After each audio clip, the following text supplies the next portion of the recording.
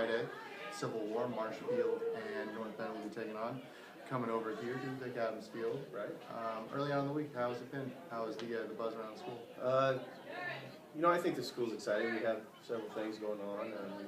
We had some pretty big volleyball games against Marshfield to start it off.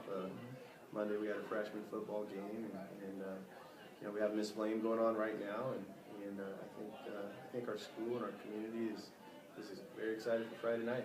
Yeah, I mean, has there been anything in particular that any of your players looking specifically towards this game so far this week in practice? They're very focused and they're getting after it, but I think I think the intensity is the same. They have a strong desire to want to be able to compete Friday night, but I think that's for any opponent we play right now. So. Yeah. So I mean, but you figure that these kids definitely had to grow up around each other and know a couple of people on the other team. Do you think, have you heard anything in particular about them that any kind of relationships where they're like, hey, I really want to, one of your wide receivers want to take out one of the DBs or something like that? Nothing. No, it's the kids have grown up together playing baseball, basketball, and even at times football. It's nothing about taking kids out. It's they want another year of bragging rights and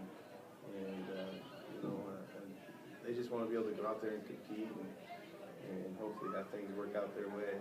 I would imagine it's the same for young men on the other side of town. So.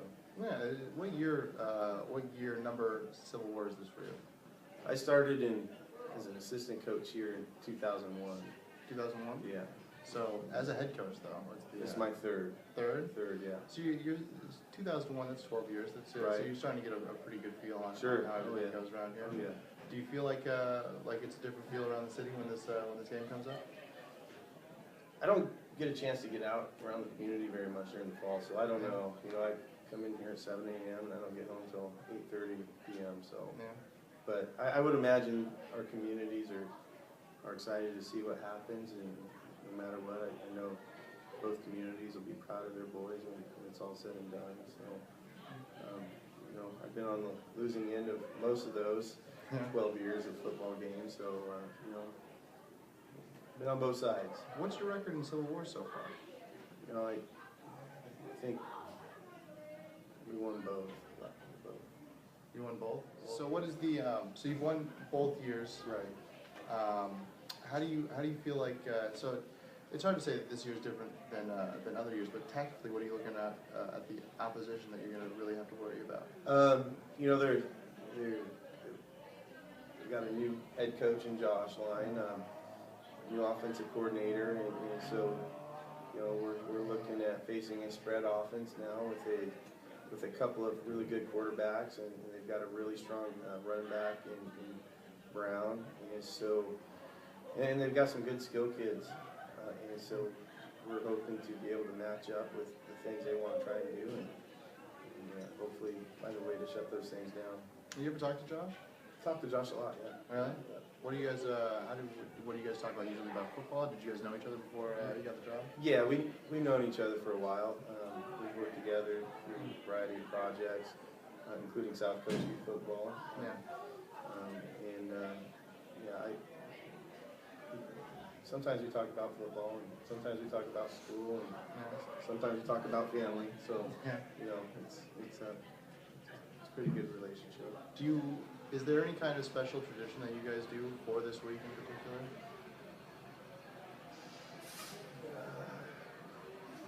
That I'm aware of. Not that I'm aware of. Well, Miss Flame. Is Miss Flame? It falls on different parts. Okay. Of the year. So? What is there anything that you're going to do differently? I mean, except for expecting a completely jam-packed stadium or arena on Friday. As far as how we play the game, we're continuing to develop our offense and defense, and we're continuing to insert things that we think will help us be successful down the road, especially when we get to playoff time. And so you'll see some new things, but our focus is always going to be that we want to play the game at the highest level that we can, and no matter who we're playing. So it is what it is. It's a big game for us as far as community pride and school pride. But it's just another game on the schedule that we got to take care of business. Yeah, and you want to move to 3-0, right? We would like to move to 3-0. It's nice bragging rights next Yes. time you talk to Josh. Sure, yeah, without a doubt. And I know the kids would like to.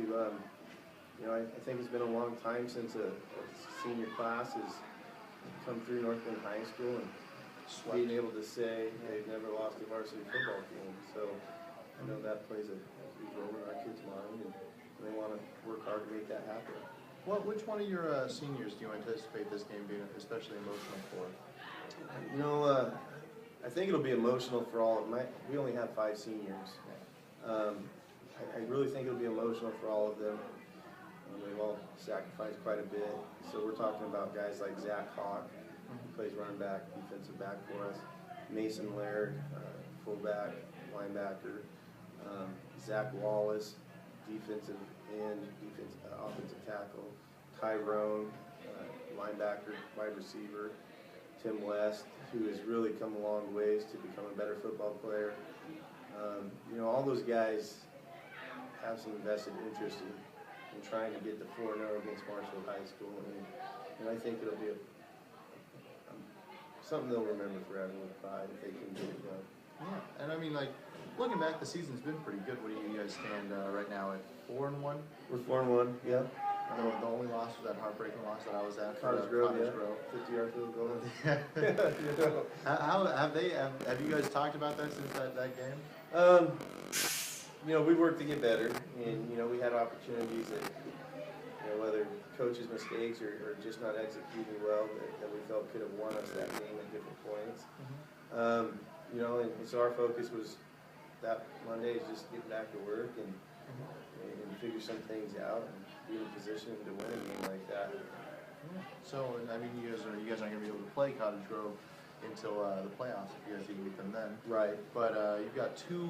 It looks like, I mean, you want to say that every single game on the in-league play is going to be a difficult game, but looks like you guys got Sayuslaw here. Sure. Yeah. And you guys travel to Douglas. Right.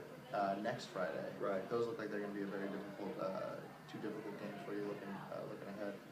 How do you guys? I mean, looking forward in the league schedule, what are you guys kind of looking for? What are you guys kind of? Well, we're gonna battle Friday night and hopefully take care of the things we need to do to win. And it's tough. We try not to look ahead, but we know we have some games that, you know, including this one that are going to challenge us. So, you know, I think our biggest concern for the last 3 years has been depth. You know, because you're getting into the grind of your schedule, and that's where we're at. We're in the grind. I mean, we're going to have a very emotional game Friday night, and we're going to go take on Douglas, who's a very good football team at Douglas, Brookings Harbor, and then we're going to finish at home with Sayuslaw, which will be another great game, another great opponent. And so we're just trying to make sure that our players stay healthy and trying to find ways to ensure they're not getting beat up and getting them back out there as soon as we can. So yeah, you guys do cap off with Sayuslaw then. Yeah. Yeah, I was up there last week. They played Marshfield up in like this misty weather up in Florence, and they ran the ball quite a bit. They definitely ran the ball a lot. I mean, obviously, that's part of their offense and how they've been doing it forever. Sure. But do you guys anticipate kind of doing anything like that, like running the ball especially more? And you guys have been. It seems like you guys. I haven't been to a game of your guys' since I think might have been the Cottage Grove game. Are you guys trying to run Mason Laird a lot more?